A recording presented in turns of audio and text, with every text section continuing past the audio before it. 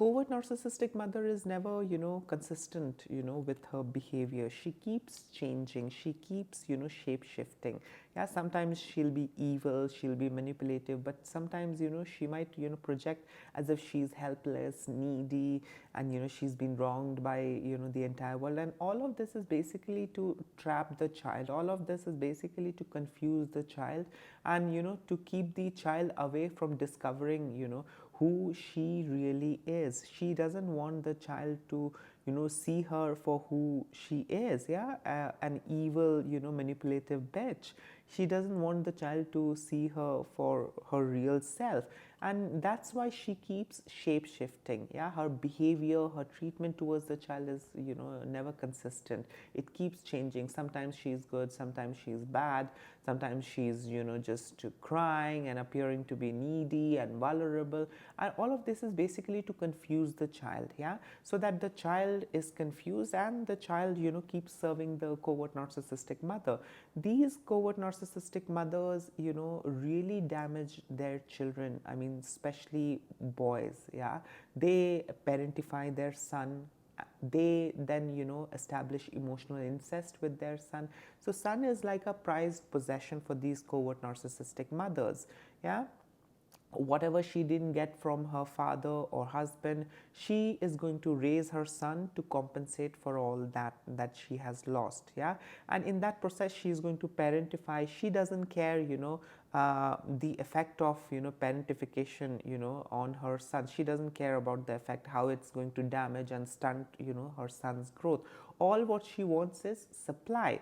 I mean, just like the other narcissists, grandiose narcissists, malignant narcissists, covert narcissistic mothers have extreme sense of entitlement. Yeah, and they are just like the other narcissists. They lack empathy. It's just that they operate under the guise of, being a victim, someone who has suffered a lot, someone who has been wronged by the entire world, and they stood just for the sake of you. They stayed in the relationship just for the sake of you. So these covert narcissistic mothers, I mean, they are very manipulative, and all what they're concerned about is supply.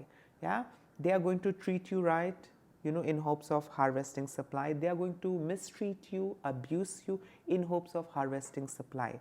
Yeah, because they breed you for return.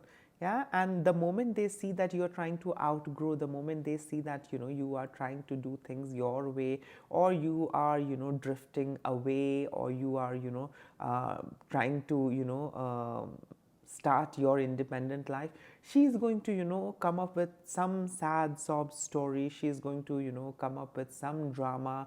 She's good in her acting skills, just to tell you. And she's going to pretend as if, she's dying, she's unable to work, she's unable to do anything, and she has no one else apart from you. Now all of this, I mean, all of this manipulation is basically to trap the son. Yeah, so that the son doesn't outgrow her, the son doesn't focus on his family, his wife, his children, but he's focused on her only. Yeah, so it's very difficult to get rid of these in-laws, covert narcissistic in-laws, covert narcissistic mothers. They are expert in guilt tripping. They are expert in emotionally manipulating their child, and they keep shape shifting.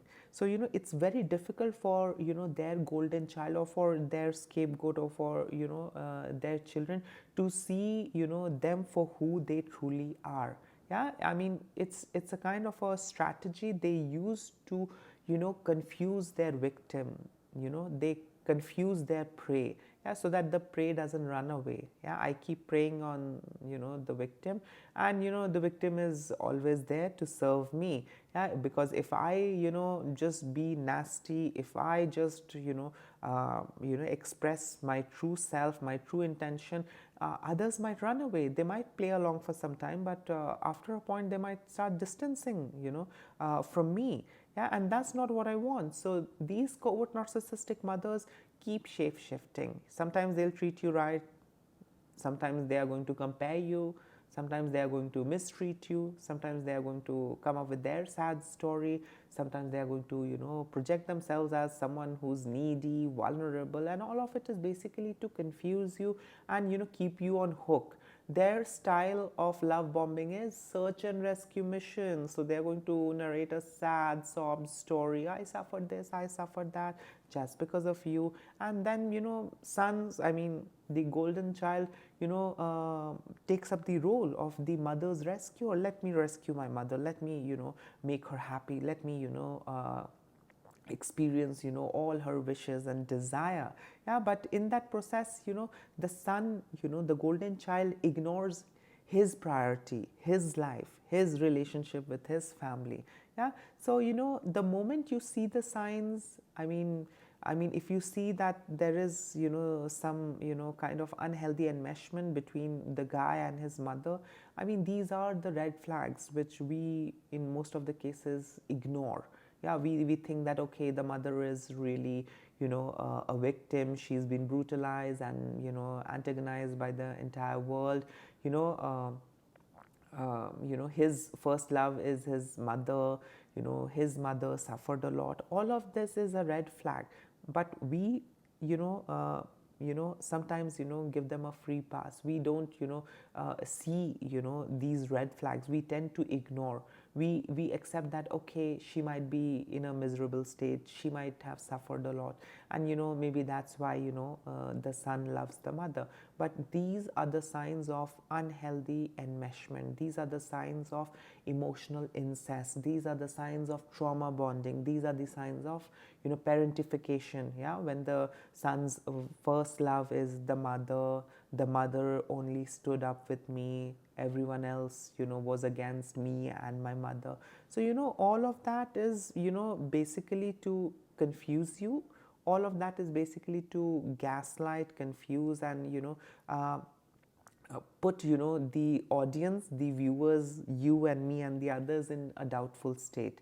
Yeah, so that these covert narcissistic mothers' work is also done, and she remains that sad, weak, vulnerable mother in front of a golden child, and that's it. Her work is done. She keeps harvesting whatever she wants till the end of her life.